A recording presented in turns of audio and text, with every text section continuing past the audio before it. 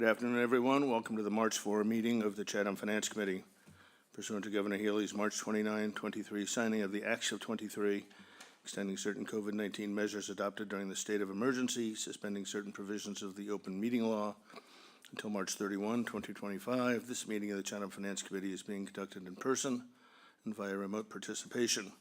Every effort will be made to ensure that the public can adequately access the proceedings as provided for in the order. A reminder that people who would like to listen to this meeting while in progress may do so by calling 508-945-4410, again 508-945-4410, and enter conference ID 504-285-8, #, again 504-285-8, #, or one may join the meeting online via Microsoft Teams through the link in the posted agenda. This is a live broadcast and simulcast on Channel TV. Despite our best efforts, we may not be able to provide real-time access. We will, however, post a record of this meeting on the town's website as soon as possible. We will have our call to order, and then we're going to continue to run through various prospective articles for the warrant. We are going to have an audible on a couple of these things, which I'll explain in a minute, but roll call. Tommy Doan? Here. Barb Mandison? Here. John Papalardo? Here. Joanne Sprague? Yes, here. Andy Young? Here. Kristen Andres? Here. Tracy Shields? Here. Eric Whiteley? Here. And the chair is present. So we are going to start with a citizen's petition on tax title article. The things we are not going to do today is take any information on the refiling of the 4 various proposed articles. Select Board is going to hear those tonight. So we'll stand down from doing those now.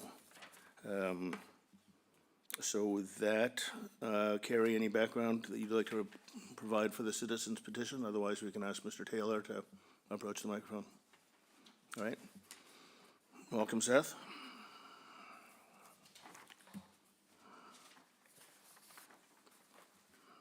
Thank you, Mr. Chairman. Members of the Finance Committee, I appreciate you having me here this afternoon. I don't want to get too deep in the weeds on this, but I will upon request because I have waded into the weeds. So I will start by discussing the property briefly with you and the owner of that property. It's Tommy Doan's neighbor at 330 Cedar Street. Her name is Jill James.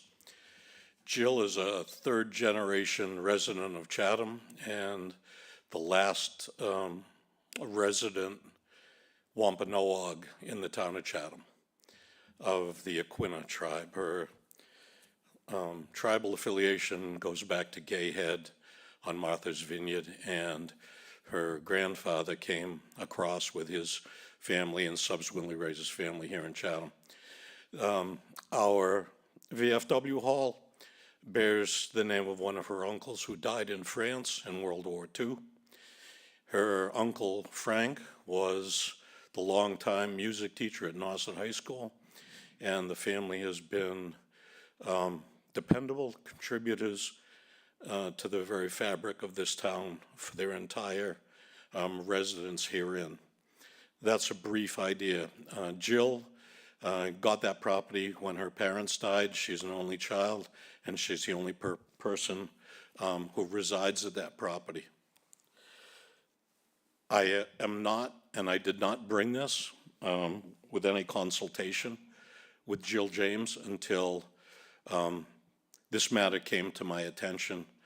And when it did, I recognized some significant inequities in a systemic problem in the town.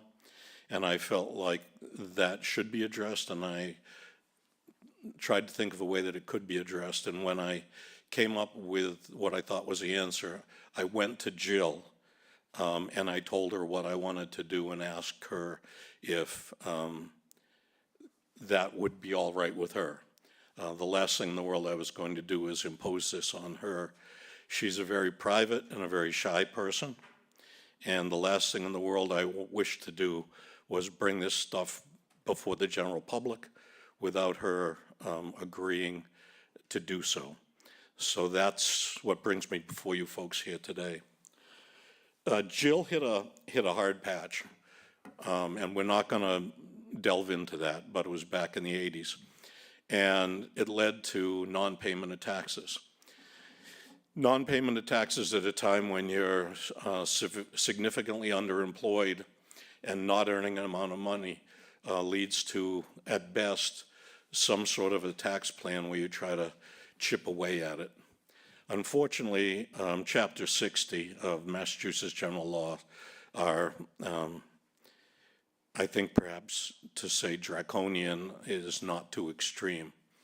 The interest rate that accrues on back taxes that are unpaid is 16%.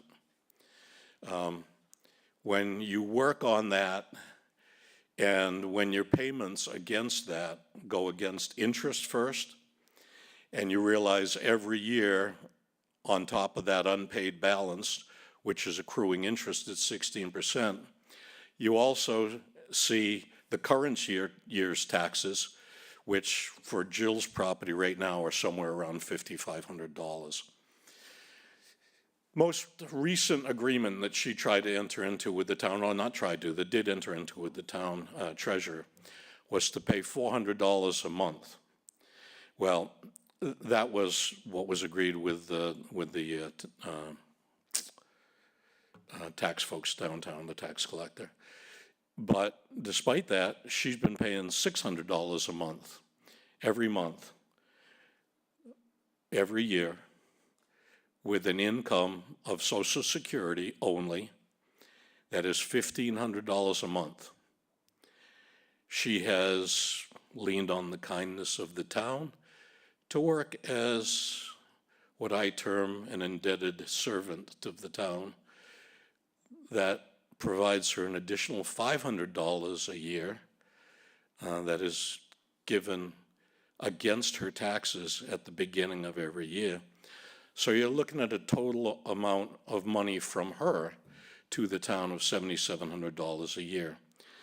When I first started this, I asked the tax collector to give me a balance, all-in balance, with the payoff date of June 1st of this year. And she gave me a figure that approached $63,000. This figure is a moving figure, which is why if you look at the language of the article, it says, it's got the wishy-washy thing that says not more than, but only as much as necessary. That's because it truly is a moving target. Interest accrues daily, and the balance on the monies owed determines the per diem rate daily. As of yesterday, Jill's per diem rate was $21.50. It just continues to accumulate. And as the principal owed increases, that per diem rate would change. And we're all familiar with the benefits, either negative or positive, to compounding. Well, Jill's $7,700 a year that she's paying. Now, mind you, $600 off of $1,500, which is her total income, is 40% of her income. The people who we have living up at the Anchorage on Kroll Road, they pay 1/3 or 33% of their Social Security to live up there. She's paying 40% of her income. And she will never get ahead of the money that's owed to the town. In fact, although it's a moving target, folks with any sense of numbers can come up to an approximation of what her real annual interest rate is. And that approximated figure, with my math skills, which aren't unlimited, but they're not horrible, was about a real rate of about 13%. With a June 1 balance of about $63,000, in 5 years, her balance owed to the town will be over $100,000. In 10 years, it'll be over $200,000. And without, and by the way, that is with no increase in valuation or increase in the mill rate. That's everything staying static. And that's where we are. I think as an interesting point that I'd like to bring up, since Title 60 is really a mousetrap to go into, there is, and the town back in, I think, January of 2017 special town meeting, and then at the annual town meeting of 2018, we adopted a couple of bylaw provisions related to tax title and tax title relief. And some of you may be familiar with those.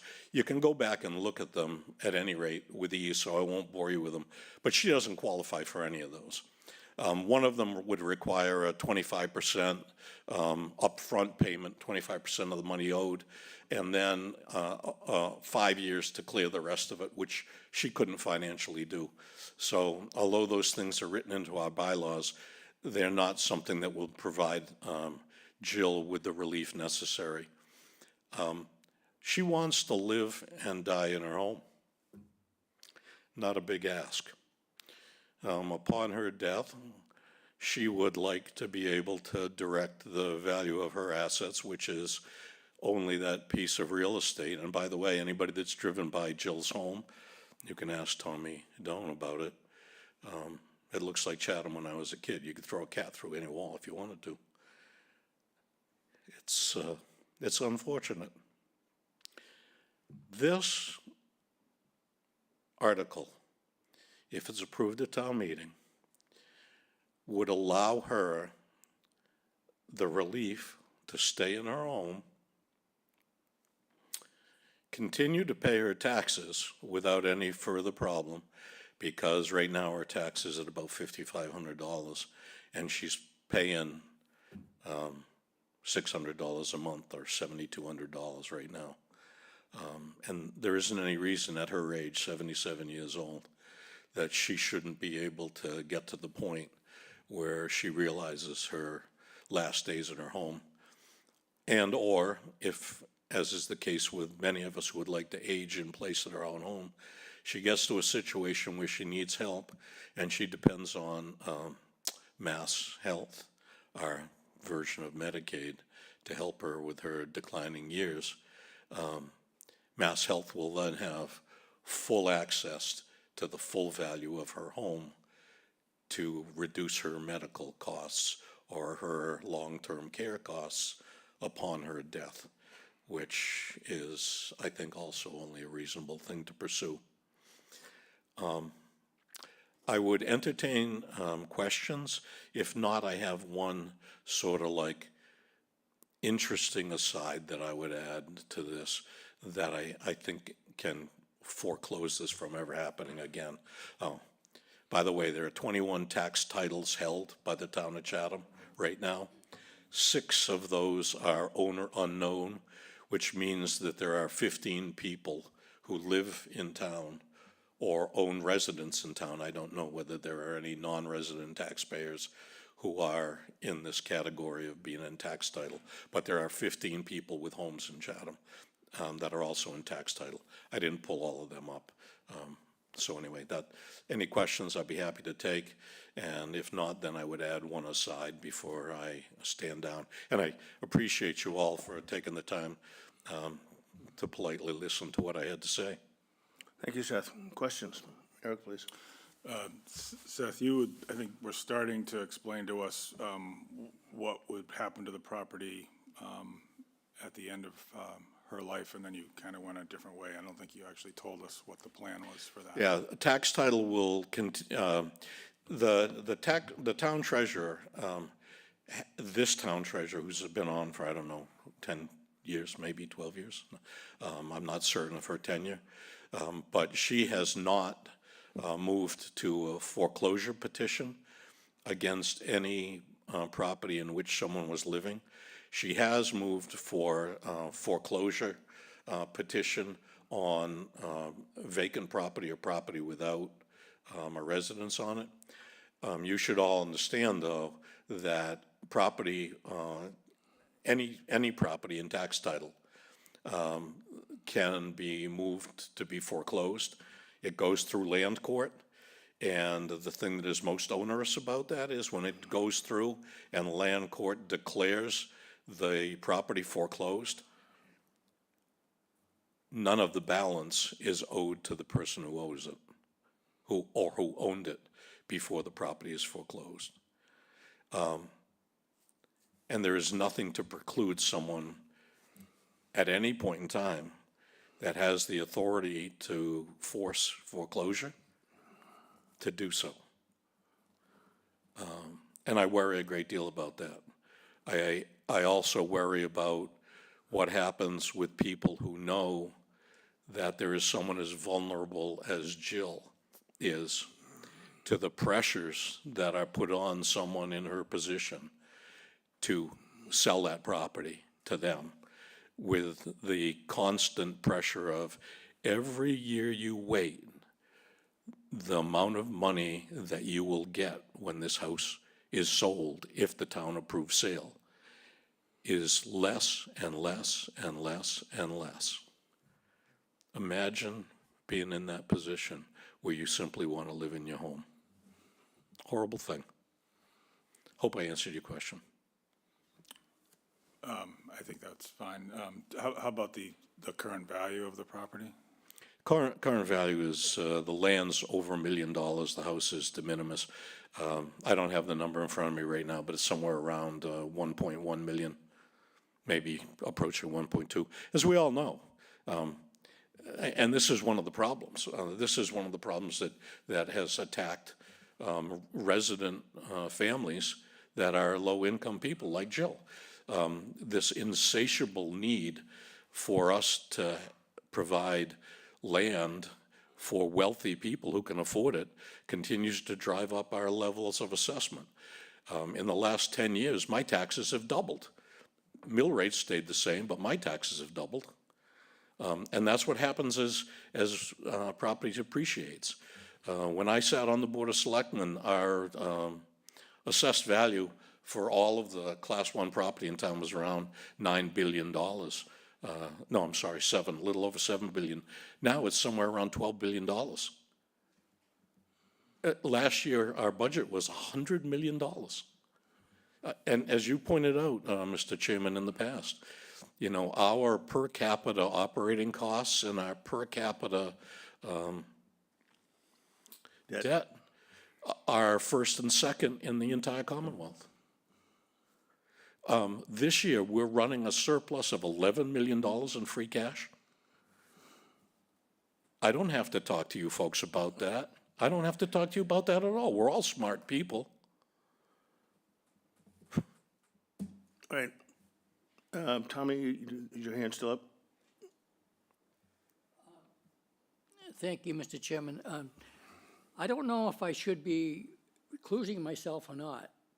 I live on Cedar Street. I'm not a next-door neighbor, and I just maybe look for a little guidance.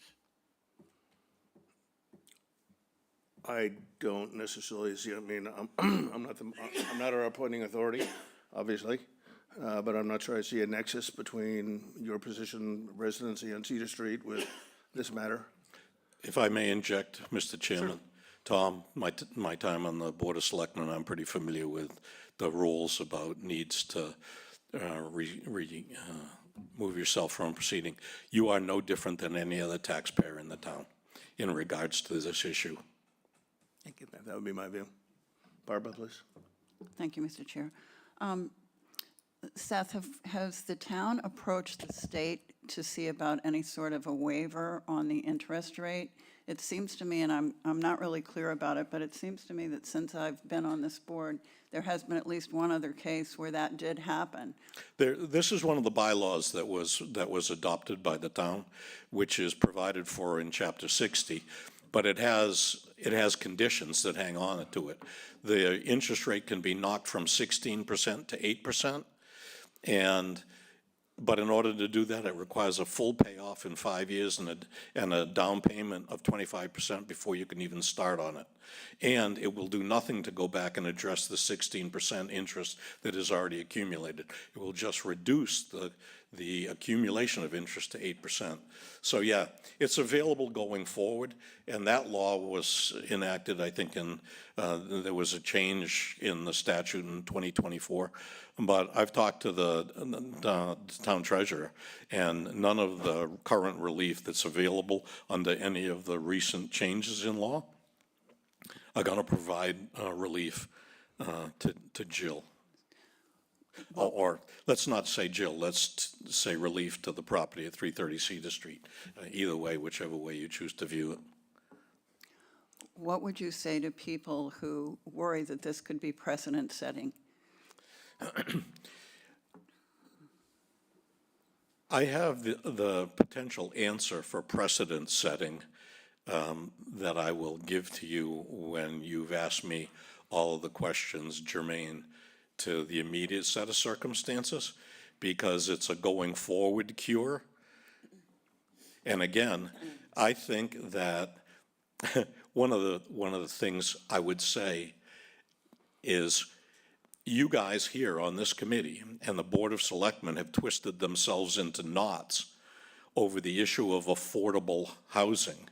And we've even gotten to the point of talking about attainable housing, with a household with an income of $200,000 getting tax relief, or not tax relief, but purchase relief of a piece of property. To me, that's bizarre, right? At its most fundamental level, when you look at what we're talking about with Jill here, you're paying short money for affordable housing that you are going to guarantee a resident of this town gets. Right now, when you build affordable housing, everybody sits in, they rings their hand and say, well, geez, we're gonna get Title VIII people from Lawrence or Lowell or New Bedford or Fall River, and there's no way we can stop them because that's what the state says we have to do. They say, how do we do this? How many times have we turned ourselves upside down to try to find a way to allow affordable housing to be available to the residents, longtime residents of the town of Chatham first? For it's going to be less than $63,000 when the tax collector gets done with all of her machinations. I feel certain of that. But at the end of the day, $60,000 is the cheapest piece of affordable housing that has ever crossed your desks. Well, you're talking about a property that's worth $1 million. Has anyone given any thought to, is there any way that that property could be turned into an income-producing property for the resident? Like if she rented out a room or something like that? No. No thought, or it is impossible?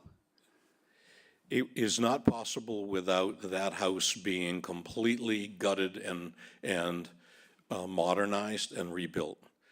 That house is not in a state of good repair. Okay, thank you. Now, it's 0.87 acres. Under the current zoning law, it is not subdividable. It is a large lot that will become gobbled up and bulldozed, and some of our well-meaning folks will build a McMansion to marvel any McMansion that's built anywhere. And that's what'll happen there. Now, I can tell you this. I asked Jill, I said, Jill, do you have a will? This is recently. She goes, no. I said, Jill, you need to have a will. I said, this is your only asset, although right now it's not, it's going downhill fast because of tax title. But I said, if upon your death, have you thought about what you would do to that with that property? The first thing that came out of her mouth was, I might give it to the town. And no, I don't think you'd do a Donald Trump here and twist her leg and say, yeah, we'll do this if you promise to give us a property. That's ridiculous. But I can tell you that's the first thing that came out of her mouth when I talked to her about her future plans. Had she even thought about this? Tracy, please. Thank you, Mr. Chair. Thank you, Mr. Taylor. I feel deeply sympathetic to this cause, but I too have some questions. I mean, I think in maybe what Eric was sort of referring to, is there a mechanism by which the money can be recouped upon her death and the sale of the home. I do find it different than, I'm a huge proponent for affordable and attainable housing, but this is only for a segment of time for the remainder of her life, and then it will inevitably be, as you said, gobbled up and made into a multi-million-dollar property. My other concern, and maybe that's what you're going to address too, is what is then said to the, say, 15 other people or properties that are in a similar situation, and to the people who recently have faced a situation where they have to sell their home and their property because they can no longer sustain it, and have already had to make that choice, and how it seems somewhat unfair or precedent-setting for this now to be available for this one resident. I appreciate what this concern is. One, I think one of the things that bothers me is we're looking at this as a high-value piece of property. Well, there's just nothing in town that isn't high-value property. So to compare $1 million piece of property where the resident is someone in Jill's condition, or something out in the boondocks of East Harwich, that might be worth $200,000. I think they're comparable. I don't think we have to look at the value of that property as what's at stake here, what fundamentally is going on here. I would also mention, for the purpose of consistency, that in a special town meeting,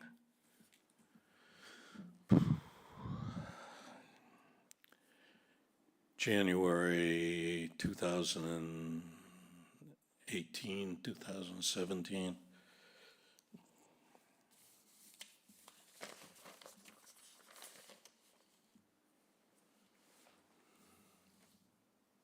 Yeah, January 23rd, 2017. Sometimes I make notes that I actually bring with me. Article 7, again, of special town meeting, January 23rd, 2017. The title of that article was Moral Obligation Tax Abatement, 3 Beach Plum Road. And the town voted to pay the outstanding taxes that had been unpaid from FY 2007 to FY 2011. 5 years. Title 40, now I'm getting into the weeds, didn't want to do it. Title 60 requires that taxes be paid within 14 days of being due.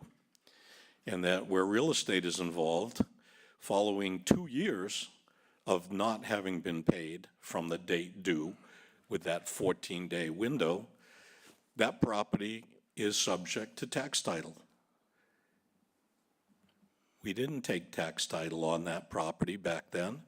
And in 2017, the town meeting voted to go ahead and pay that woman's taxes. And I'll tell you right now, I haven't been a member of the Board of Selectmen at that time.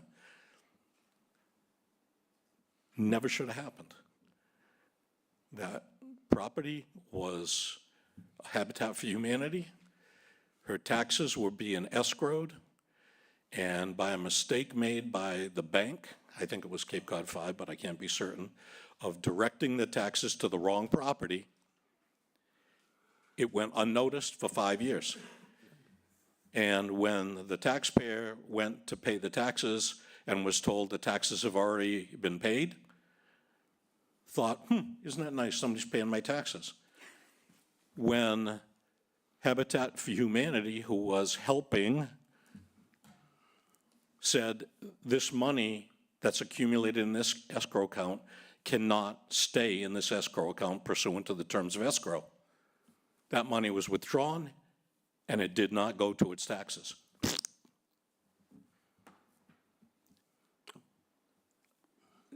You want to compare apples to apples? We paid this person's taxes off when she had the tax money to pay him and chose not to pursue how that happened. Done deal. Over the waterfall it went.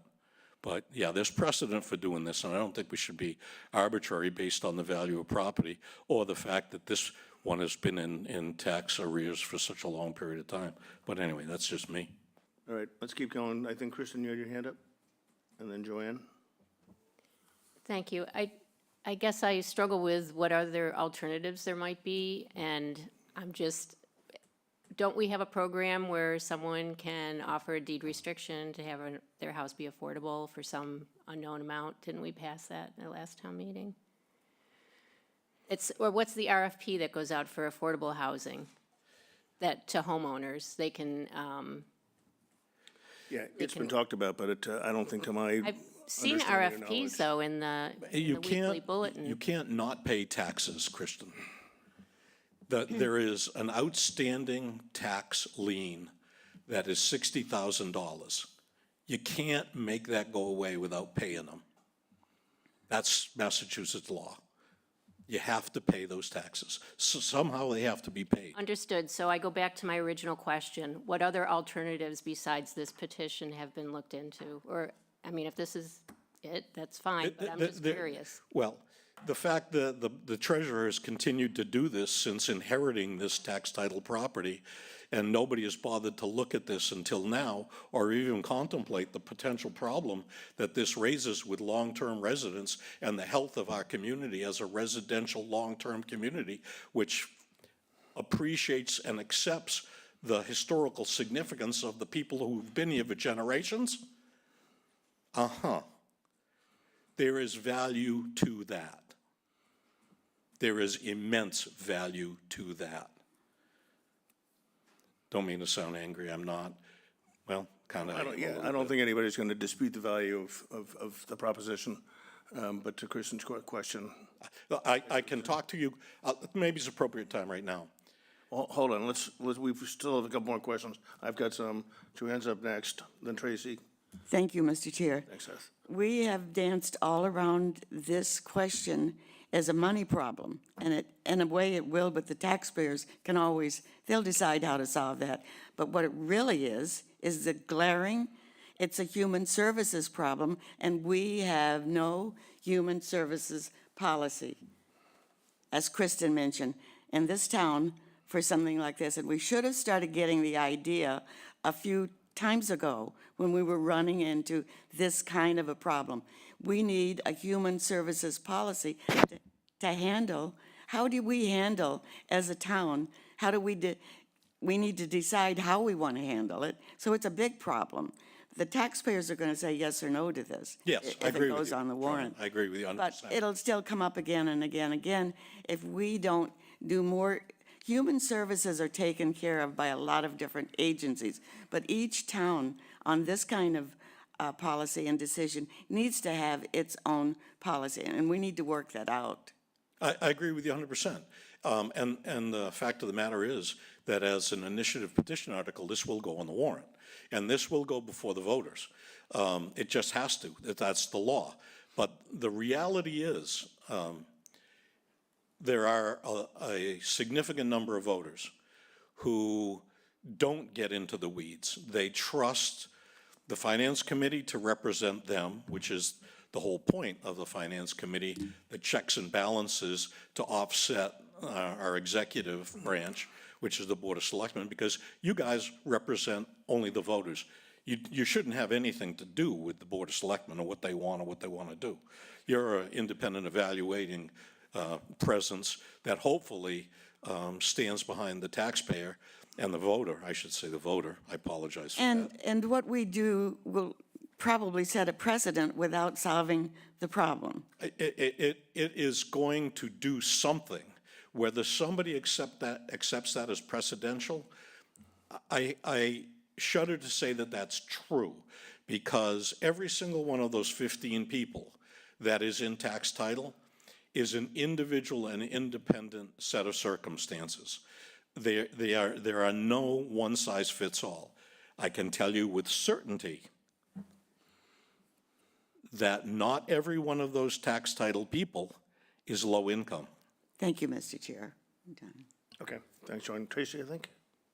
I just was back to that point in terms of what we say to the 15 other cases, regardless of what their specifics are. Not everyone is lucky enough to have an advocate such as you, and yet as a town, there should be some equity in how these cases are viewed. So if, next town meeting, one of the other ones comes before us, how could it be not also voted yes if we do this one? Or it's just meant to be, it doesn't seem like enough for us as a town to say, well, this person's historical significance outweighs the circumstances of somebody else. That seems like a business that we shouldn't be getting involved in, but have it be a standard practice or not. I would hate to have to answer to those 15 other people why they aren't being considered. I agree with you, and I will accept what you present as necessary. Let's accept the fact that somehow we have to treat all 16 tax title people the same, and that we have to go and offer to pay their taxes through an act of town meeting with only one proviso, that they are capable of and will continue to pay their taxes going forward, which is what Jill James has said she will do and has proven that she will do. So there are codicils and conditions that can attach to all those things, but let's say it's true. $11 million in free cash this year. If we put 15 people at $60,000, it's $900,000. And you would have paid everybody's taxes. And we have $11 million in free cash this year. We pay willingly 6% surcharge every year to what ironically is called the Community Preservation Act. Go ahead and take the time to look up community, see what it says. It doesn't talk about buildings or sports fields or, bric-a-brac. It talks about people who share a locale and a set of cultures and beliefs. People are the community.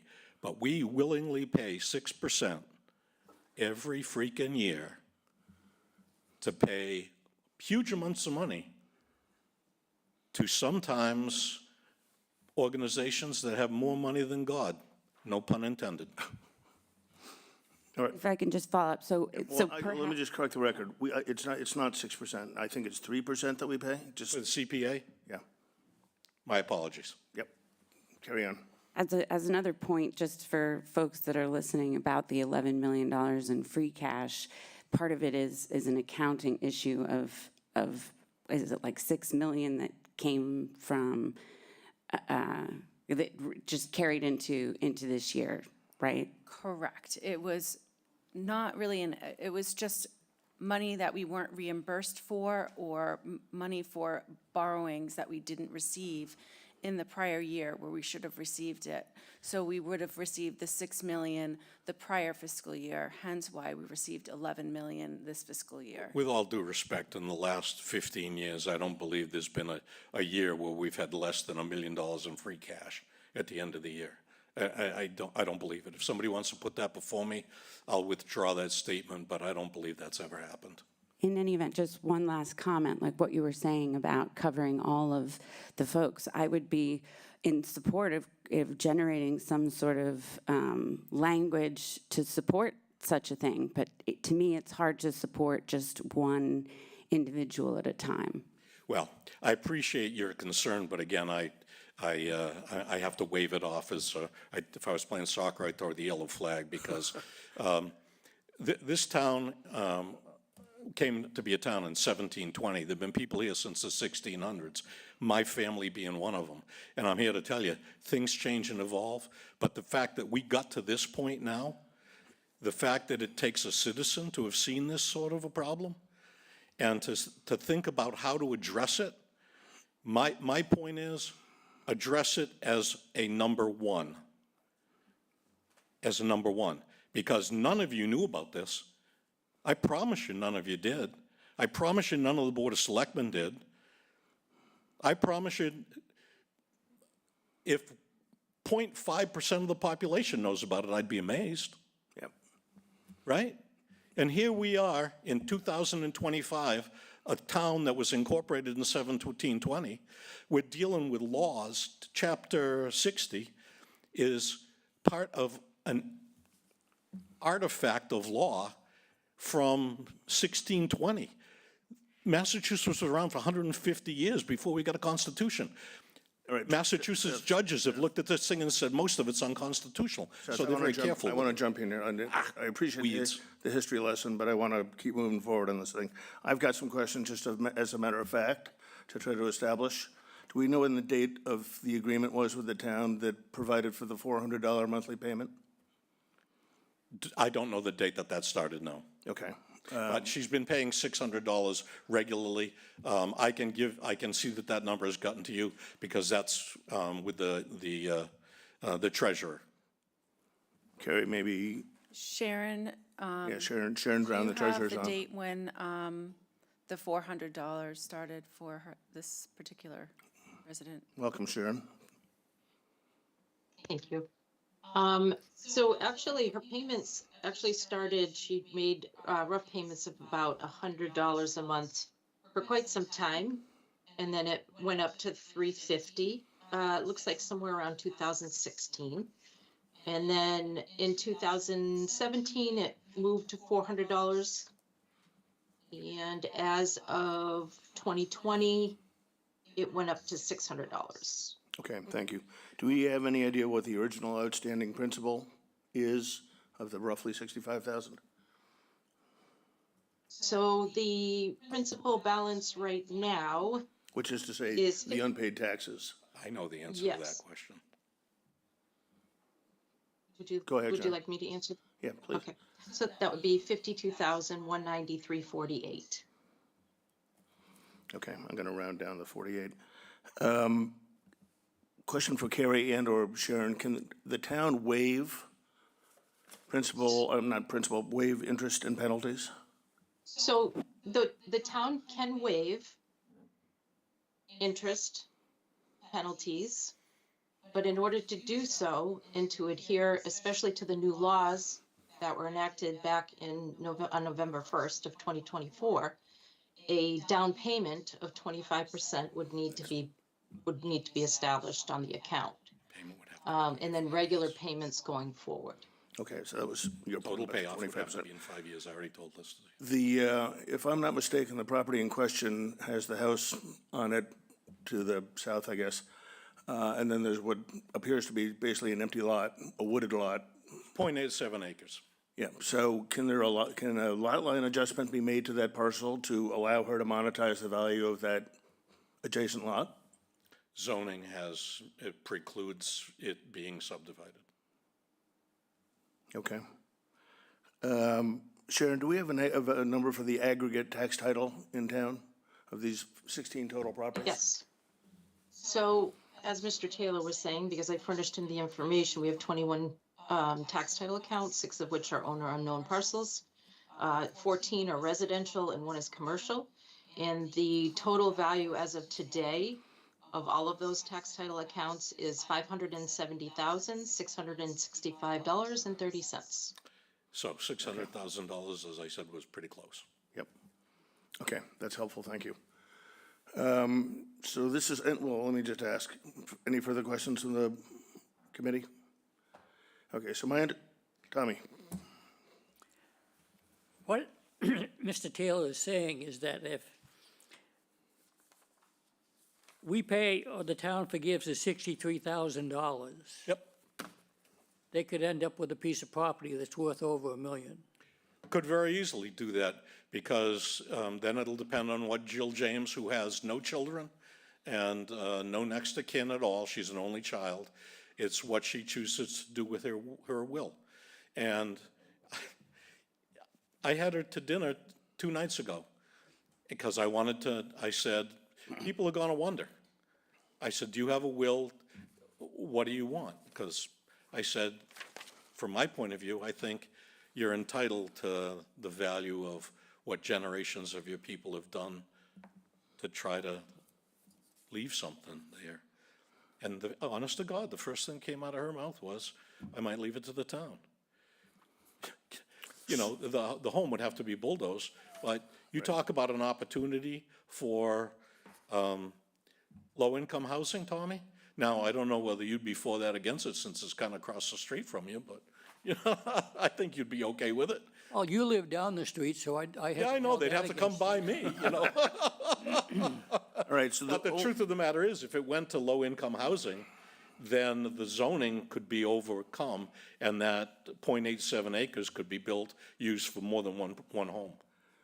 All right, so two points of fact. One is that the select board is going to be hearing this tonight. Yep. So we're not going to take any action on it now, pending whatever they ultimately decide to do. Two is, and I know Mr. Taylor's aware of this, I guess at the request of the town manager, our town council was asked for an opinion on the matter, and he has rendered an opinion that it would not be legal for the town of Chatham to undertake this action. And I will enjoy speaking to town council tonight. Yeah, understood. But for us, for now, there's not much else we can do. So if you'd like, yeah, something you'd like to say? I told you there was one more point of interest. Oh, yes, please. And this is, since we went ahead in 2017-18 and adopted some bylaws that helped create this 25% reduced penalty, blah, blah, blah thing, you have to believe that somebody looked at Title 60 to see what we could do to be helpful.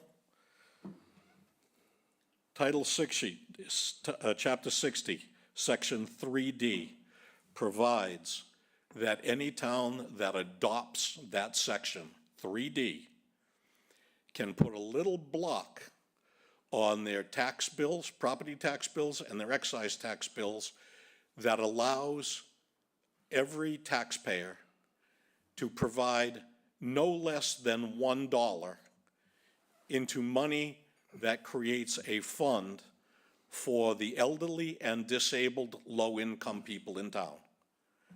And it provides all of the provisions for how that money is held, kept, invested, and distributed. And that's Chapter 60, Section 3D.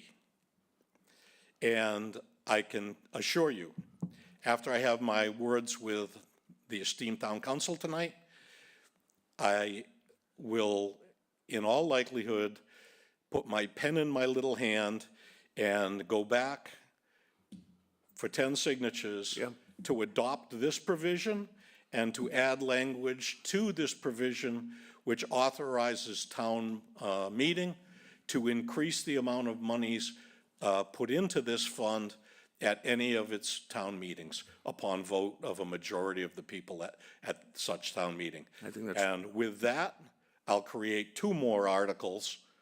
Yep. And I'll put them in, and we can play this again. Yeah. No, I think I'll play all day sounds like long. a compelling idea. I'll play all day long. Yep, good. This matters, folks. No, I understand. And it takes one thing, one example, one opportunity for us to talk about a problem, if it can be identified. I'm sorry that somehow or another it has to be, how it falls to me to be the person that saw this. But I did. I hope we can fix it. I like what you had to say, Joanne, a great deal. We need to have a more comprehensive policy on how to handle these things. Thank you. Good. Any other questions? I think we're good. Seth, thank you very much. Really, Thank you for your time. Appreciate of course. your courtesy. John, please, Just to be clear, after the select board take this issue up, we'll revisit it? depending on what they do. But yeah, I think we're gonna have to, because it's, points out, it's going on there, it's going on the warrant. Okay, She's got the requisite signatures, so yes, okay, thank you. we will. Tracy? Can something go on the warrant if the council deems it illegal? That'll be an interesting question. Great. I suggest that you tune in tonight for the select board meeting and listen to what's happening. All right, Sharon, I think we're good if you want to punch out. I appreciate your joining us. Thank you. Thank you, Sharon. Thank you. Thank you. Okay, so next, an eagerly awaited update from the Director of Veteran Services. Welcome. I apologize for the delay in getting you on board. No, not a That's Not democracy in hear that action. often, so that's okay. In fact, I think my office, the last time they were here was, I think, 2013 or Wow. something like that, maybe. So, Well, we really are delighted you're here. Thank you. no, my pleasure, my pleasure. And since this, last week I was at the Select Board meeting in Yarmouth, so I know this is the Finance Committee, so I'm not sure, I can talk about a lot of things in Veteran Services. I assume you do want to concentrate on the budget and possibly the HERO Act with the new veterans exemptions that are allowed now under the HERO Act. But by way of just, I'll just do a short intro as to what we do. Yeah, I think for the benefit not only of the committee, but for the community who's either watching or will watch, I think an overview of what you guys do. and- Sure. Can I just one? Joanne, please. Yes, and welcome, Major. you. Thank you for taking your time Thank you. to be with us. And when I requested this as well, I thought it would be interesting to all of us to understand what the money that you ask for us. Yes. What kind of benefits do you provide for our veterans as far as homes, physical disabilities, and retirements, things like that, where the money goes Sure. to benefit our veterans? Right. Thank you. Thank you, Mr. Chair. Well, in general, I do know that you're aware that we're a veterans district, a municipal veterans district. We are the largest in the Commonwealth by population served. There's more veterans in our district here than reside in the city of Boston. So that's why we're busy. The towns are allowed, Massachusetts is the only state in the country that demands that a veteran service officer serve each and every town. So all of our 351 towns have to be served by a veteran service officer. That veteran service officer or those veteran service officers must be honorably discharged veterans themselves. We do have administrative support that can work in our offices and as we do. And but as far as the VSO or veteran service officer position, that has to be a veteran. And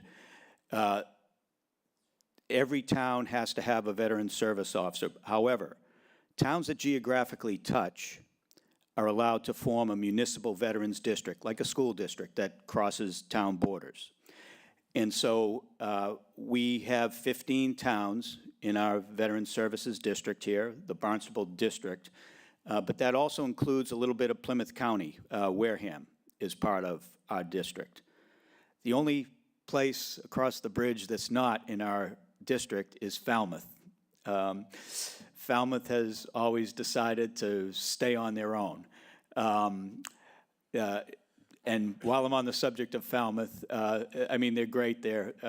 They have a new veteran service officer now that they had us over training. But to give you an idea of their budget as a comparison, on the operational administrative side, not the money that goes to the veterans, but to run the office runs about $160,000, $180,000 for that one service officer and his one admin person. So that's their administrative budget. That's separate from what we call Chapter 115 budget, which I'll get into. But our purpose, Massachusetts has had this charge to not pauperize its veterans or their families since 1861. So we're very proud of Massachusetts in this respect, that Massachusetts is the only state in the country that gives out checks every month to low-income veterans and their dependents, and the checks come from the town. They're town of Chatham checks that go to these individuals. And you can divide our services up into two broad categories. One would be state and town benefits would be the way I would word it. And I have a little annual report for the last calendar year. I can leave that with you. I didn't know if I should bring a bunch of them or not. But and so what we call the state and town Chapter 115 benefits which those checks are issued under, that part of Mass General Law, Chapter 115, is very strict. And these are the people in your town, in all of our towns, that are financially hurting the most. In listening to the discussion that you just had about that widow, my VSO duties kick in right away, and I didn't want to grab them on the way out. But if she's the wife of if her husband was a veteran, she might be eligible for these benefits. When I heard that she might be on Mass Health, that tells me she's low income. So I need to track him down and find out that, because we know that there's widows flying under the radar that don't know about this program. And so in the town of Chatham, last calendar year, I know you work off fiscal year, but last calendar year, we gave, through our office and through your town finance and treasurer's office, we issued $66,002.05. Now, that's money, to ask what that money is for. That's what we call Chapter 115 money, Chapter 115 budget. It's for housing, food, heat, medical, and other related costs as we pay prescriptions, Medicare Part B for these folks that can't afford it. And if you want to know what kind of financial situation they're in, if I can get it quick enough here, but I can do it off the top of my head, round off the figures. If you're a single veteran or widow, and I say widow, it could be a widower, but on the Cape, we don't have any widowers that we're giving benefits to right now. It's all widows. It just happens to work out that way. And veterans, low-income veterans. If they're single, i.e. a widow or a single veteran, they can't have a total income of more than $2,500 a month. So they can't have more, if they're single, they can't have assets in the bank, savings, IRAs, you name, whatever it is, if it's even cash value in a life insurance policy, can't total more than $8,400. So the money the town is given to these, and we're fiduciaries of your money in my office. There's very strict application process that goes on with a ton of documentation. We have files 3 inches thick on all of these applicants. And so they are truly the ones that are financially hurting the most in your town. We get 3 months of their past 3 months of bank statements. We do bank searches. So that's what's going on. What you're paying for on the operational admin side, that's what you're paying for on the administrative side. I will get into that budget a little bit. So that's what our admin staff are doing. They're interfacing with your finance and treasurer. We have to send a big application, all their pharmacy bills, because we pay some of their drug costs. So we're working with CVX and Walgreens, and so that's what our little office is doing all day long in Hyannis, is processing all those things. And we send this big file and this big stack of documentation up to the state, and it goes to a person called an authorizer in the Executive Office of Veteran Services at the state level. If they approve it, after we get it all to them, it comes back down to us, and then we're interfacing with your finance and treasurer's department, and we're asking on your warrant, can the widow Smith get $650 this month? And we do that every month, and thankfully, to your offices and the folks behind the scenes that are actually part of this too, we get the reward of seeing them because it's only for Massachusetts veterans. You can't come here for 3 months and get it and then leave. If they do leave, even if they go to Florida for 3 months, we have to cut them off because this is your money. This is not federal money. This money comes from your real estate taxes and your state income taxes. And that's the other factor that's important in this Chapter 115 budget. So think of veteran services in your town as having 2 budgets, an operational administrative one and one that gives out the actual benefits, and they are bifurcated that way. But the state, the Commonwealth shares in the cost of the Chapter 115 benefits with you, and they reimburse the town 75%. I hope they're doing it on a more timely basis now, But, so that Chapter 115 budget, when you see it, when I say 66,000, you're paying 25% of that. And the state is reimbursing the rest. So that's how the partnership is between the state and the towns as far as this goes. Is it an unfunded mandate? And I mean, this part is law. That part of the budget, the benefit budget, which is highly unpredictable, to be honest. We usually come pretty close in most towns what the estimate could be, and really all we can do is look at the last year, because we never know when Widow Smith is going to walk in the door in financial crisis, or a veteran comes to us. There's no way to predict who can walk in the door, and they can't be denied.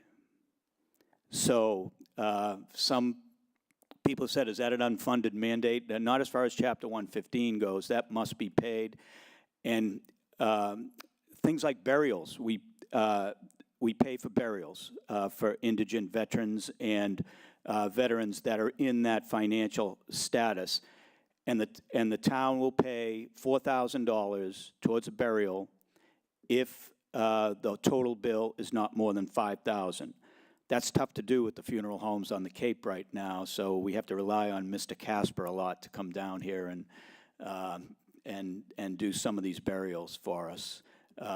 Even though everything inside of the National Cemetery is free, what happens outside the gates is not. But if they're indigent veterans, we bury them and you bury them. And that's what part of the unpredictability for these smaller town budgets with Chapter 115. And the veteran population is shrinking. If 2 veterans die in June, I have to say we need $8,000. And there's not much we can do about it.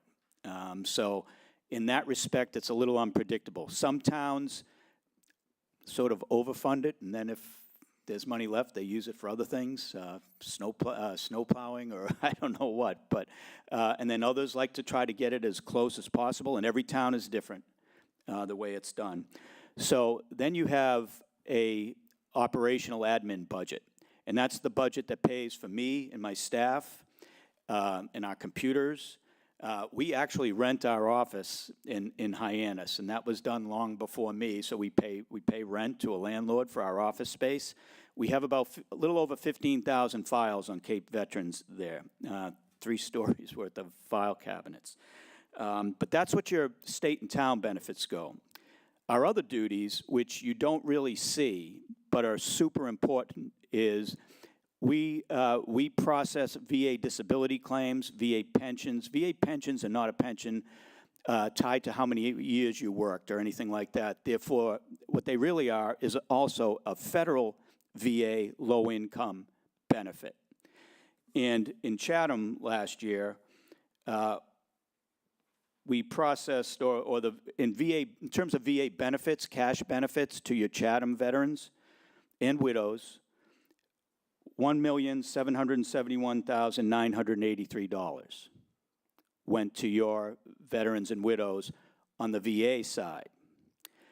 What's important about that is we're either number 1 or number 2 in the state in processing VA disability claims, and when we do those claims, we must do those claims because part of our charter for your Chapter 115 budgets is we're supposed to seek out alternative benefits, and those benefits are tax-free, and when we get those benefits to most of your veterans or widows, it takes them off of Chapter 115 because they're now over income for it. So that's why that dovetails those VA benefits that are so prevalent, dovetails with Chapter 115, and why behind the scenes, we need to be doing both, even though you don't see what the VA stuff that we do. And that, of course, runs the gamut from everything from Agent Orange claims to had a veteran in the office this morning, just got the news that he has, T-cell leukemia and what's going to happen with him. And that's the thing, your veteran, to ask what we do, your veteran service officers, it's an awesome job we have. It's great. But we're also seeing people in financial distress every day or medical disability distress every day. Just 2 weeks ago, we had a couple come straight from Dana-Farber to our office, and because the news was he wasn't going to be around that long. And so you're telling them what kind of benefits they might get federally in most cases. And so that's what your service officers are going home with every night as well. But they're a great crew. We also, I can say this one for a fact, we have the most active duty of any veteran service officer department in the state. Over 90 years of active duty between myself and veteran service officers. So we've all been around as well. And hopefully if any of you are veterans, you've talked to us about is there something that we could be helping you with. So the VA part, other than our labor, doesn't cost you anything. When those monies go out, that's tax-free money, goes into your local economy. That 1.7 million your veterans and widows are spending in town here. But the Chapter 115 budget, now the operational and admin budget is done by, after the last presentation you just went through, this one's a little tough to talk about, I guess, but it's done by equalized valuation, okay? So, Chatham, yes. You're, I think, number 3 out of my 15 towns in terms of your equalized valuation. And so, budget-wise, you do have a higher piece of that budget. And I think I have it here.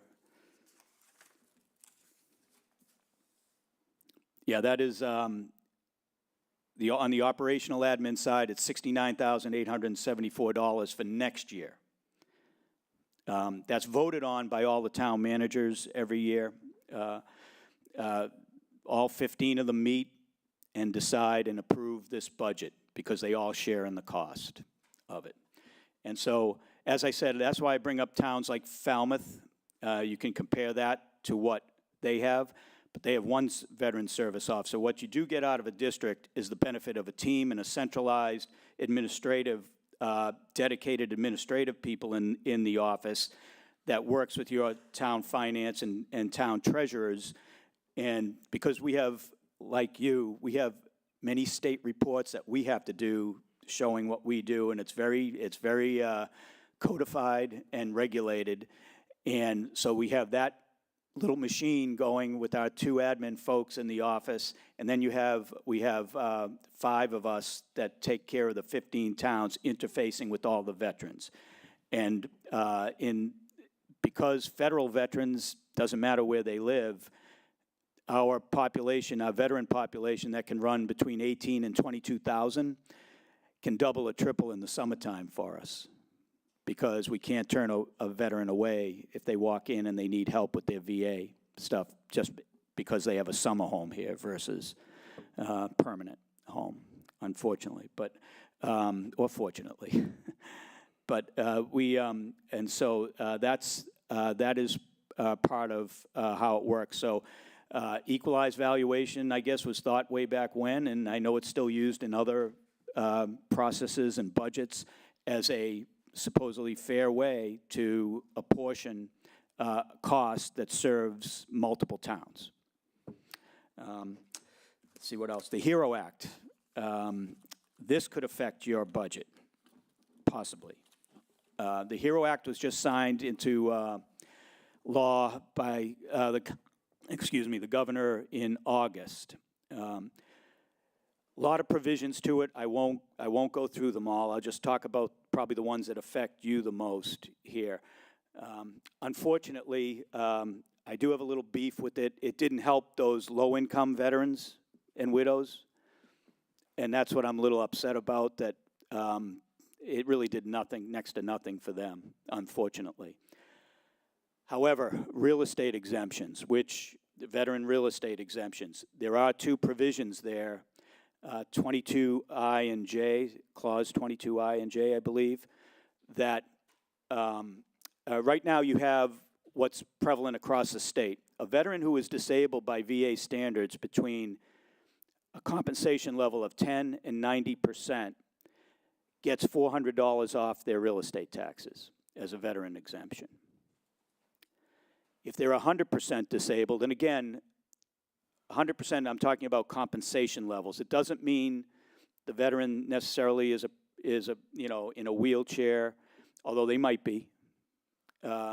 It's a combination of disabilities and injuries that they had that total that amount for compensation. If they're 100% disabled, they get $1,000 off their real estate taxes. Another reason why I was asking, if I was wondering if that other widow that was mentioned here earlier today, if her spouse was a veteran, because maybe we could help them. But also for spouses, what's interesting is if the veteran dies of a service-connected disease or injury, the spouse can pay no real estate taxes. I'm sorry, I have a question. Carrie, please. Go ahead. On the HERO Act, that needs to be adopted by town meeting, correct? Yeah, I was going to get there. Okay, all right. Yep, I was given the basics of what it is right now, Okay. and yes, and I will get to that. Thank you. But that's why I say it could. I didn't say it, it's not that it would, but it could affect. But that's important to know that a widow, and that is income and asset blind, because that's based on a VA benefit, a federal benefit. And so if, let's take what's most prevalent. A Vietnam veteran suffering from some cancer from Vietnam, and he succumbs to that, and it's on the death certificate that something the VA was paying him for is what he died of, or it can be proven after that they died of a presumptive disease associated with Agent Orange. Or now we also have the PACT Act, and we have so many Marines from Camp Lejeune and all of that. So we have lots of work that way. But if they die of that service-connected disease or injury, that widow is entitled to pay no real estate taxes going forward. And that's not an option on those. So the $400, if you're 90% or below, $1,000 if you're 100%, you get off on your real estate exemption. And a widow whose husband did not die of a service-connected disease or injury, but was disabled, getting the $400 or the $1,000, that continues on with that spouse. If the veteran was 100% for 10 years, the veteran does not need to die of a service-connected disease or injury, and then the widow will just take the $1,000, but if they die of a service-connected disease or injury, it's a full exemption. Yes, sir. So my father was a 100% disabled Vietnam veteran, and he had he lived in different places in Massachusetts and in Connecticut. And each of the communities gave him 100% abatement. Yes. On real estate. Is this separate? This is Connecticut's one of the good ones. There are states that give higher real estate exemptions than we do. Ours is the same across the state. It's $400 or $1,000. And the only way to get a full exemption is for spouses. There is no veteran while alive cannot get a full exemption, like they can in some other states. And you're right. But the difference between Massachusetts and those other states is those other states don't have Chapter 115. Those other states are not giving out checks to the ones in your towns that hurt the most. Okay, that's only here. Thanks for that. The 25,000 or less than 8,400 in assets for Chapter 115. Chapter 115, it's what? You brought up two numbers? qualifying numbers in order to qualify for that. The less than $2,500 a month? Yeah, $2,500 a month. Or less than 8,400, I think you said? In the bank. In assets in the bank? Yep. Now, house doesn't count. Car doesn't count. When's the last time those numbers were adjusted? My point about the HERO Act, they went up just a hair last year. A hair? Yeah, a little bit. It was 24 something, and now it's 2,500 for a single. It's 3410. I have it exact. I have it here. If I can just get through my papers, I'll give you the exact. Here it is. Okay. The income limits for a single veteran or widow is $2,510 a month. That's every source of income combined. If they're married, it's $3,407. If they're single, the asset limit is $8,400 total. That's all you can have. Emergency funds, if you have a little savings account somewhere. If you're married, it's $16,600. So it's these people are hurting, the ones that you're giving checks to every month. And so but that is the difference.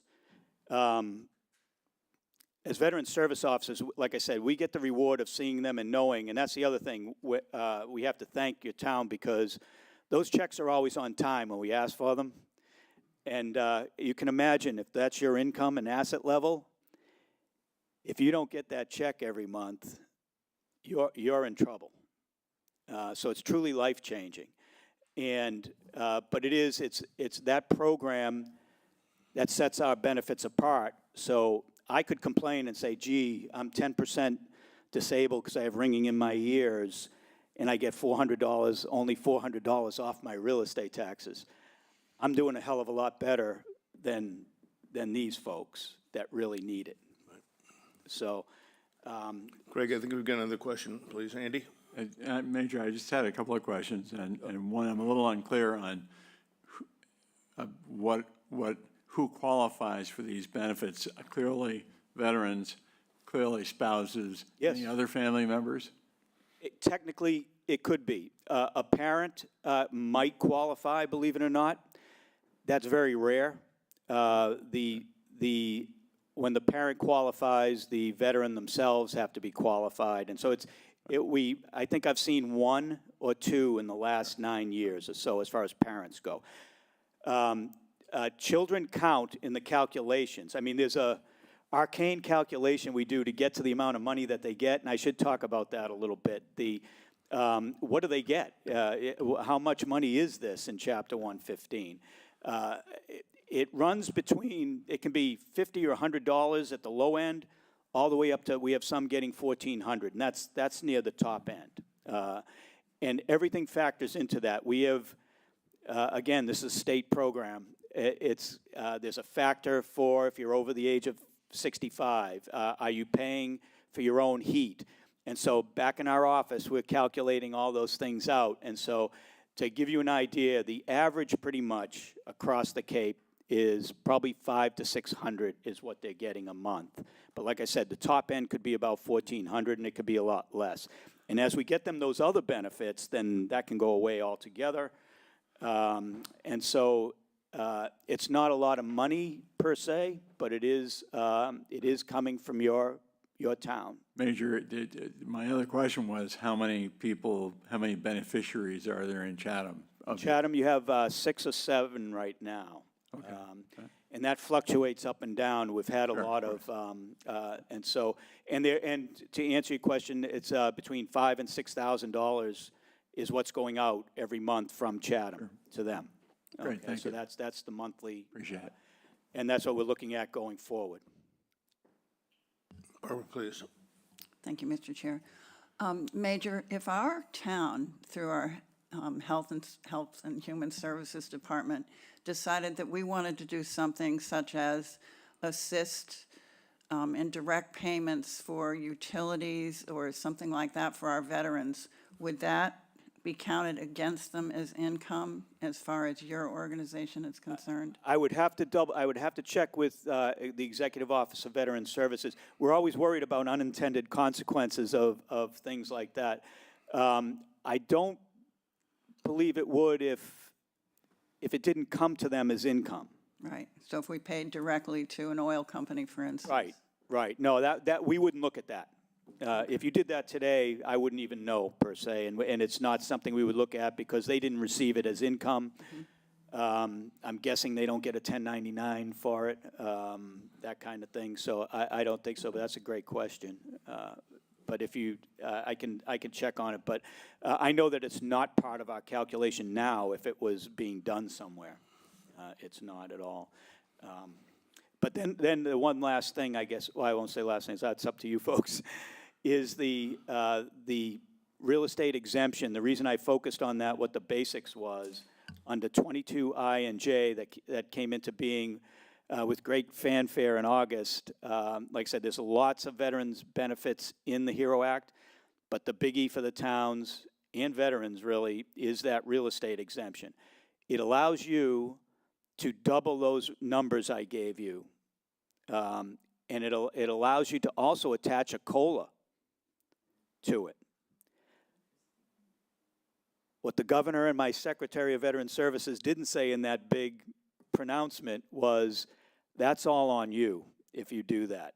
The state's not taking part in that. So they get a lot of credit, and we understand as veteran service officer, every town is different, and this is what the dilemma is for many towns.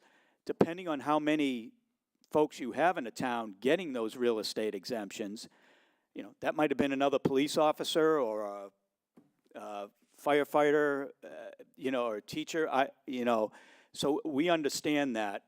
We wish that the HERO Act, as far as the real estate exemptions, when it allows you to double those numbers and attach a COLA to it, that they were reimbursing you 75% like they do with Chapter 115, but they're not. So you have to vote on that if you want that.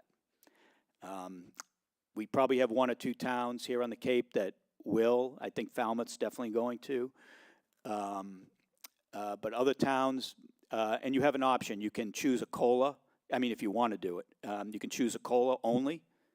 You can double it only. It's totally on the town, but it has to be voted on. It's local option. I just thought you might like to know that we do have one veteran. I know. I didn't have time to say, is she getting all the benefits she's supposed to get? Yeah, I hope you've talked to us in our office. I talked to Shawnee Carroll, the assistant director. She usually, we do have to, obviously, driving from our western front on the edge of Wareham to Provincetown would be a long drive every day. So I do divide the VSOs up kind of generally geographically, and Shawnee Carroll does most of the stuff, especially for your 115s here in Chatham. And and we have Victoria and Wendy, who I would be remiss if I don't mention.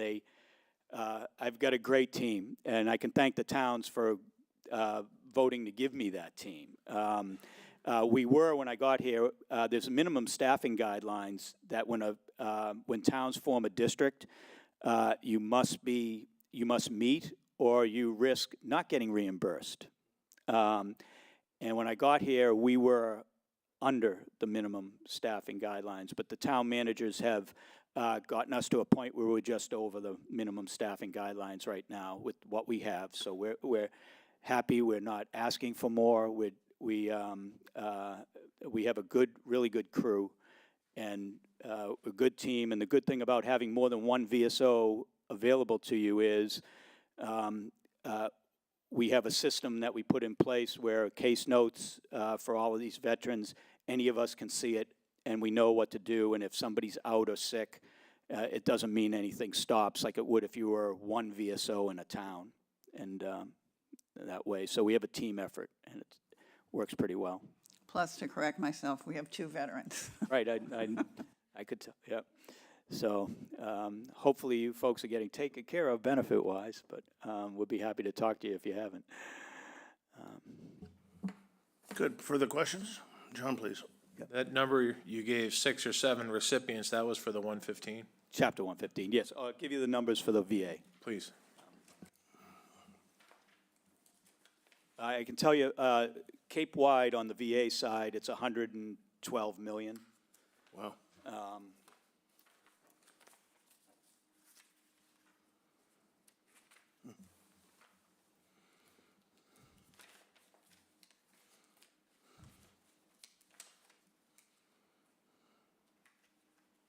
Here we go.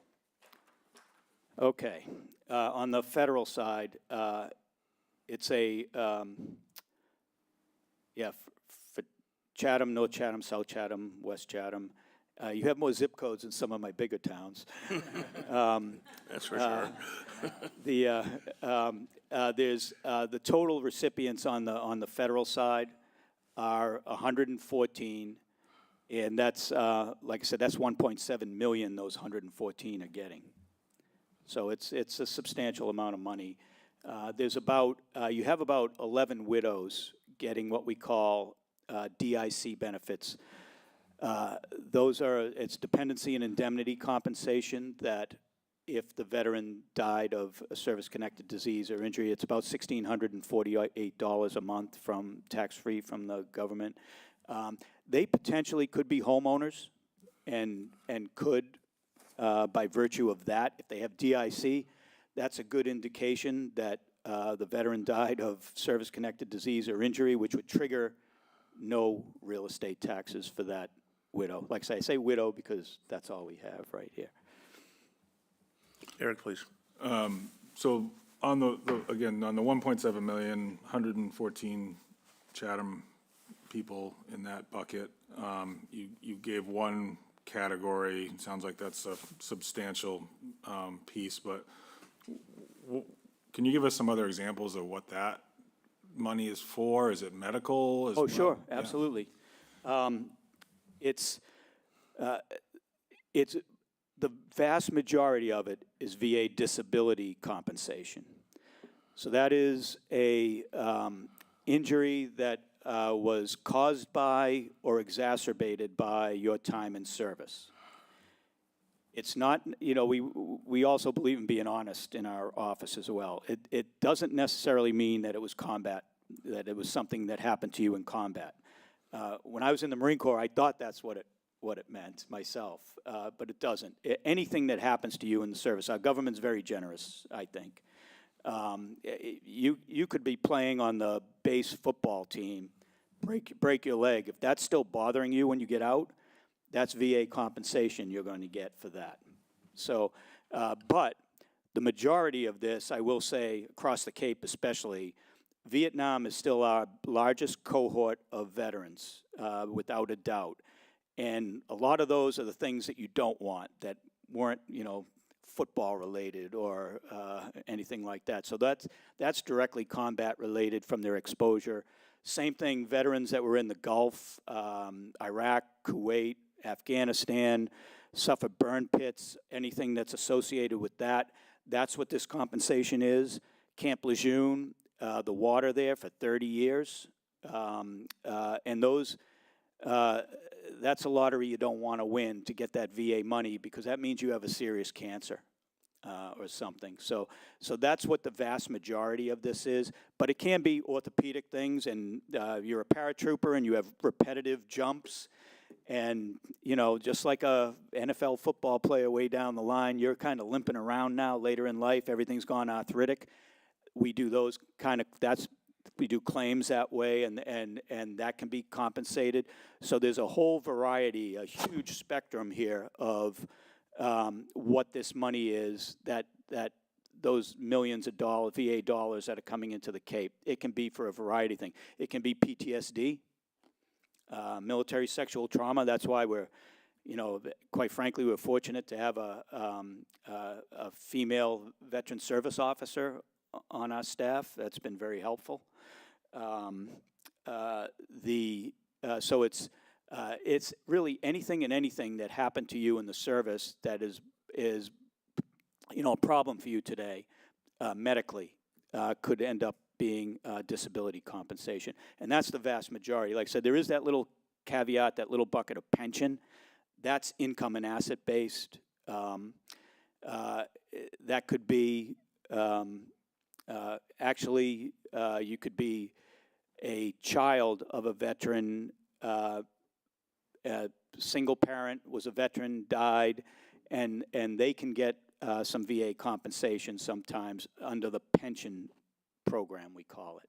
And so we do all of those things too in the office. Does that answer the question?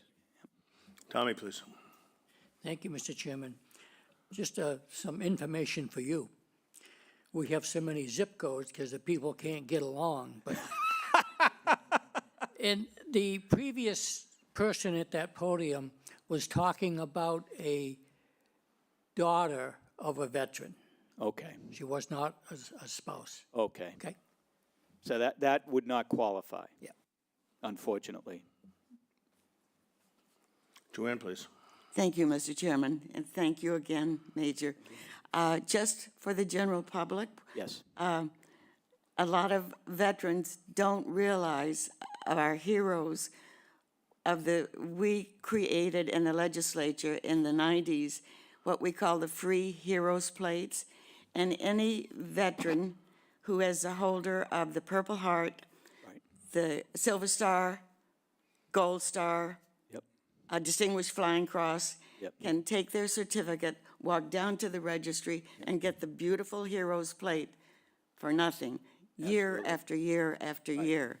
And we were very proud because holders of the Purple Heart were paying a vanity fee I know, yeah, it's, to put that license plates on their car. The other thing we did in the 90s was we removed Massachusetts income tax from our Massachusetts veterans' pensions, Right. which saved each veteran about $900. yes, absolutely. year. No, it's one of the good things. Like I said, as far as veteran services go, Massachusetts, I think, is considered right near the top.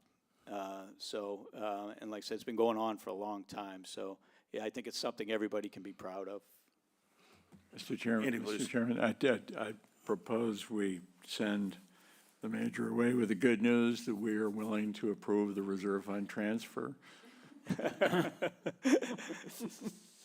Well, we have to, So moved. we have to vote on it first. I know, but So Gary, can you just, if you'll indulge us, Major, can you just walk us through the He proposal? actually didn't, he's not aware of the reserve fund transfer. Yeah, well, that's to get to the end of the year with the Chapter 115? Yes, Correct, yes. so I'll just give you guys a brief overview. So last year, when the budget was, when we did the budget, I left in just $35,000 for the veterans' benefits. I was not aware that it had gone up to $63,000. So in May, right before town meeting, I received an email from Greg saying that the benefits were at $63,000, and I was kind of like, oh, okay, I'll address that after. So here I am addressing it, and then just, I think last week, he sent me an email saying that there was another veteran that came on, and that's an additional $15,000 for the remainder of the fiscal year. So we have already spent out of that line almost $44,000 for the year out of the 35. And that was up until January. We did not process February yet benefits because we get them towards the end of, we get them at the beginning of the following month. So we just got the benefits for the month of February. So anyways, there is 5 months left out of that amount that we've already paid, and I have estimated that we need around $45,000 to cover the remainder of the year for the benefits. Okay, so the aggregate line, including the new Yeah, veteran, so would be Right, so we had 35 budgeted plus 35,000. so 80,000. It was brought to my attention that we needed 63,000 with an additional 15, that's 78,000 that we need. So just doing the math, it's around 43,000. I put in 45 just to make sure that we had enough in there. Okay, fair enough. So motion to pass the draw from the Finance Committee Reserve Fund? So moved. $45,000, right? I'm sorry, Andy? $45,000. $45,000, yes, sir. And it's reimbursable by 75%. Yes, From so the we received 75% of the 115 benefits the following year. And we get that through our state aid, and we use our state aid to help balance our budget for the following year. So we received an estimate for our cherry sheet state aid already. I think it was like 280-something thousand that we get, but yeah, that's used to offset our budget for the year. Okay, motion? So moved. Second. Support, Tommy? Yes. Barbara? Yes. John? Yes. Joanne? Yes. Andy? Yes. Kristen? Yes. Tracy? Yes. Eric? Yes. Chair supports. Okay, mission accomplished. Thank you very much. Thank you, Major. We really, really appreciate the insights. As you know, it's been a while. We're grateful.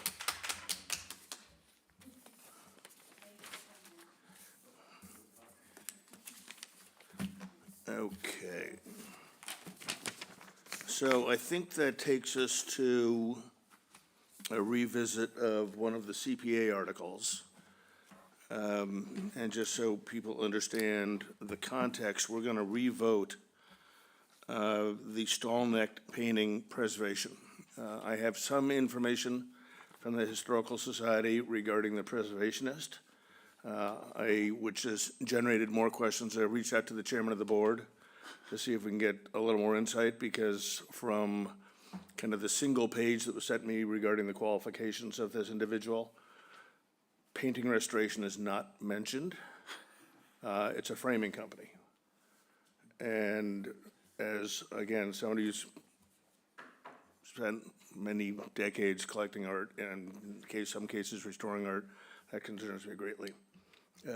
So I'd like to have a chat with the chair of the board and the executive director and see if this makes the most sense. I'm not sure, since we previously voted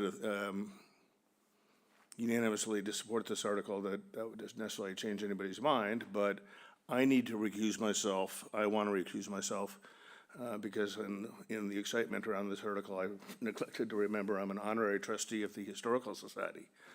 And I think there is one other member of the Finance Committee who also wears that crown. Barbara? Who also forgot. So we apologize, but we're going to revote the article with Barbara and I recusing ourselves from the vote. So with that, I'll turn it over to the vice chair to administer the vote. That's And I'm good. going to pretend I'm leaving the dais. That's it. I don't have an article number on this, but it's the Article Community Preservation Act, stall neck painting preservation in the amount of $408,000. Is there a motion to approve? So moved. Second? Good. Those, up, please. I'm lost a little bit. I don't understand. Are we assured now that the restorative person is qualified? That was the question, right? I think the reason we're revoting is because of the non-recusals and. Oh. So. Right, that's all. But I also have, now knowing who the honorary members of the committee are on the other side where the money's going, I think we have I have a good feel that the right person is going to be selected once the money gets there. Oh, okay. Because they ones who recuse can't speak on this. Okay, I think I get it now. All right, good. We got a motion made and seconded. Those in favor start with Eric. Aye. Okay, and Tommy. Aye. And Joanne. Aye. And Kristen. Aye. Tracy. Yep. John. Aye. Chair votes aye. All right. Unanimous approval.